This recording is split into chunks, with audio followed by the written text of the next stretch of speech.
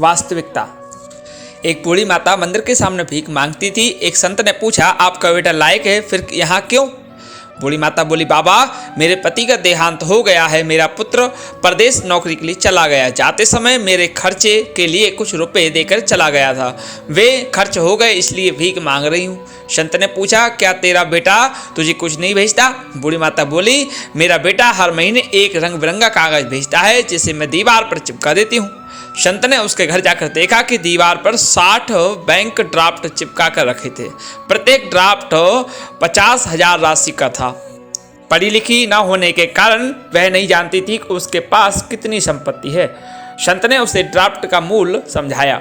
हमारी स्थिति भी उस बूढ़ी माता की भांति ही है। हमारे पास धर्म ग्रंथ तो हैं, पर माथे से लगाकर अपने घर में सुसज्जित करके रखते हैं, जबकि हम उनका वास्तविक लाभ तभी उठा पाएंगे जब हम उनका अध्ययन, चिंतन, मनन करके उन्हें अपने जीवन में उतारेंगे। हमें अपने धर्म ग्रंथों, त्योहारों, परंपराओं की वैज्ञानिकता को समझना एवं अनुसरण करना चाहिए। जय श्री राम मित्रों, स्वागत है आपका आपके अपने चैनल स्टोन्स ऑफ लाइफ में।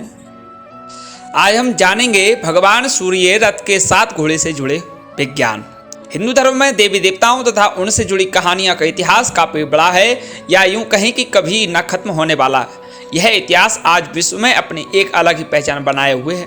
विभिन्न देवी देवताओं का चित्रण, उनकी वेशभूषा और यहाँ तक कि वे किस सवारी पर सवार होते थे, यह तथ्य भी काफी रोचक हैं।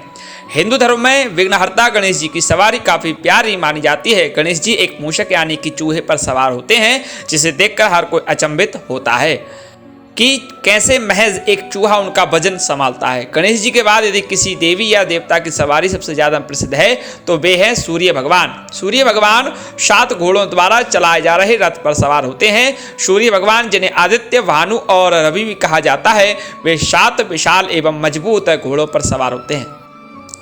इन घोड़ों की लगाम अरुण देव हाथ होती है और स्वयं सूर्य देवता पीछे रथ पर विराजमान होते हैं।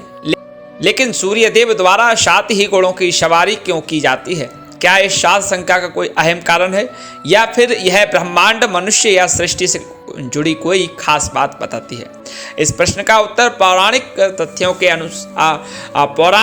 तथ्यों के साथ कुछ वैज्ञानिक पहलू से भी बंधा हुआ है। सूर्य भगवान से जुड़ी एक और खास बात यह है कि उनके 11 भाई हैं, जिन्हें एकत्रित रूप में आदित्य भी कहा जाता है। यही कारण है कि सूर्य देव को आदित्य के नाम से भी जाना जाता है। सूर्य भगवान के अलावा 11 भाई अंश, आर्यमान, भाग, दक्ष, धात्री, मित्र, पोषण, सवित्र, सूर्य, वरुण, बमन और सभी कश्यप तथा अदिति की संतान है।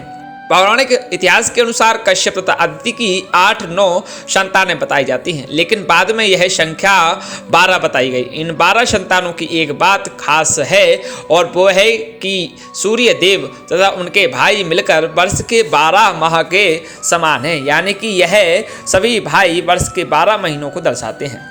सूर्यदेव की 2 पत्नियां हैं, संज्ञा एवं छाया, जिनसे उन्हें संतान प्राप्ति हुई थी। इन संतानों में भगवान शनि और यमराज को मनुष्य जाति का न्यायाधिकारी माना जाता है। जहां मानव जीवन का सुख तथा दुख भगवान शनि पर निर्भर करता है, वहीं दूसरी ओर शनि के छोटे भाई यमराज द्वारा आत्मा की मुक्ति की जाती है। इसके अलावा यमुना, तृप्ति, अश्विनी तथा वैवस्वत मनु भी भगवान सूर्य की संतानें हैं। आगे चलकर मनु ही मानव जाति का पहला पूर्वज बने। सूर्य भगवान 7 घोड़ों वाले रथ पर सवार होते हैं। इन 7 घोड़ों के संदर्भ में पुराण तथा वास्तव में कई कहानियां प्रचलित हैं। उनसे प्रेरित होकर सूर्य मंदिरों में सूर्य देव की विभिन्न मूर्तियां भी विराजमान हैं, लेकिन यह सभी उनके रथ के साथ ही बनाई जाती हैं। विशाल रथ और साथ में उसे चलाने वाले 7 घोड़े तथा सारथी अरुण देव, यह किसी भी सूर्य मंदिर में विराजमान सूर्य देव की मूर्ति का वर्णन है। भारत में प्रसिद्ध कोणार्क का सूर्य मंदिर भगवान सूर्य तथा उनके रथ को काफी अच्छे से दर्शाता है। लेकिन इस सबसे हटकर एक सवाल काफी अहम है कि आखिरकार सूर्य भगवान द्वारा 7 ही घोड़ों की सवारी क्यों की जाती है? यह संख्या 7 से कम या ज़्यादा क्यों नहीं है? यदि हम अन्य देवों की सवारी देखें तो भी श्री कृष्ण द्वारा चलाए गए अर्जुन के रथ के भी 4 ही घोड़े थे, फिर सूर्य भगवान के 7 घोड़े क्यों?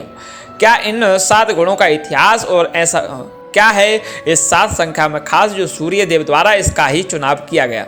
सूर्य भगवान के रथ को संभालने वाले इन 7 घोड़ों के नाम है गायत्री, भ्रांति, उष्णिक, जगति, त्रिसप्त, अनुसप्त और पंक्ति। कहा जाता है कि यह 7 घोड़े एक सप्ताह के 7 दिनों को दर्शाते हैं।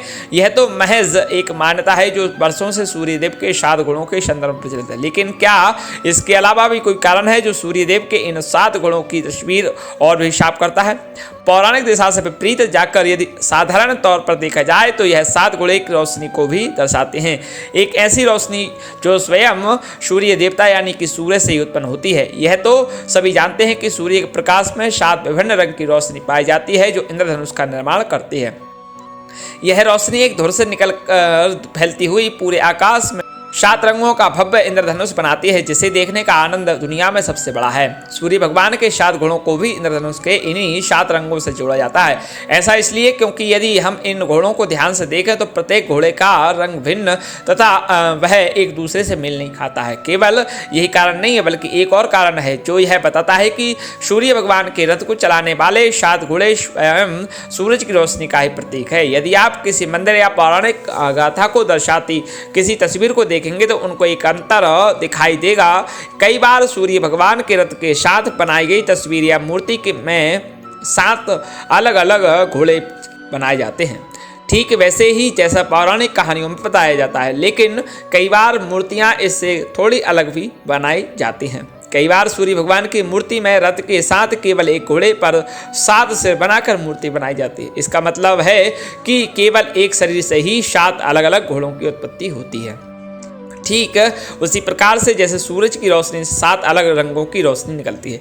इन 2 कारणों से हम सूर्य भगवान के रथ पर 7 ही घोड़े होने का कारण स्पष्ट कर सकते हैं। पौराणिक तथ्यों के अनुसार सूर्य भगवान जिस रथ पर सवार हैं उसे अरुण देव द्वारा चलाया जाता है। एक और अरुण देव द्वारा रथ की कमान तो संभाली ही जाती है, लेकिन रथ चलाते हुए भी वे सूर्य देव की ओर मुख करके ही बैठते हैं।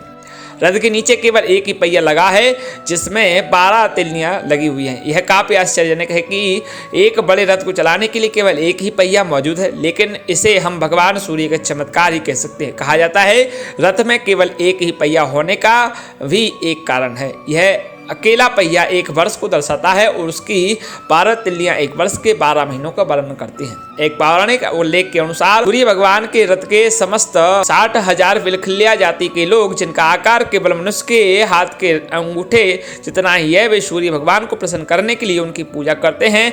उसके साथ ही गांधर्व और पांडव उनके सामने गाते हैं और अप्सराएं उन्हें खुश करने के लिए नृत्य प्रस्तुत करती हैं। कहा जाता है इन्हीं प्रक्रियाओं पर संसार में ऋतुओं का विभाजन किया जाता है। इस प्रकार से केवल पौराणिक रूप से ही नहीं बल्कि वैज्ञानिक तथ्यों से भी जुड़ा है भगवान सूर्य का यह विशाल रथ।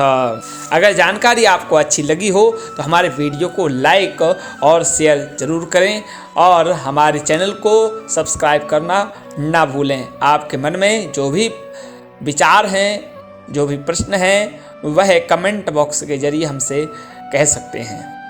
धन्यवाद।